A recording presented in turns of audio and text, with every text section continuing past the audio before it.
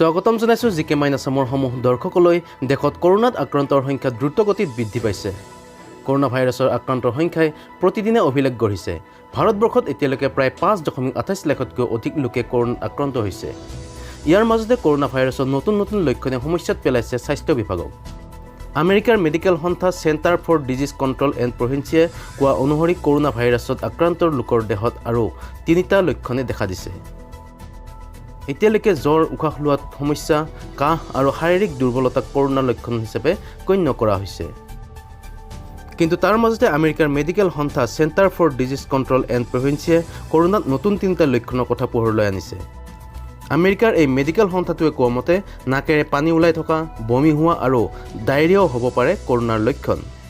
আৰু সংস্থাটোৱে কৈছে যে যদি এনেধৰণৰ শাৰীৰিক সমস্যাই দেখা দিয়ে তেন্তে অতি শীঘ্ৰে কৰোনাৰ পৰীক্ষা কৰিবলৈ পৰামৰ্শ আগবঢ়াইছে।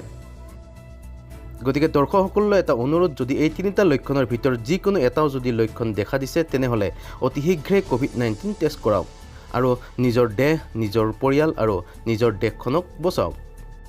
শেষত আপোনালৈ এটা সৰু অনুৰোধ, মোৰ এই চেনেলটোত যদি আপুনি প্ৰথম আহিছে তেনেহ'লে ছাবস্ক্ৰাইব কৰক আৰু ওচৰতে থকা বেল আইকনটো দবাই দিয়ক। গতিকে আজিলৈ ইমানেই, আৰু এটা ভিডিঅ' লৈ আপোনালোকৰ ওচৰলৈ অহাৰ প্ৰতিশ্ৰুতিৰে আজিলৈ ধন্যবাদ।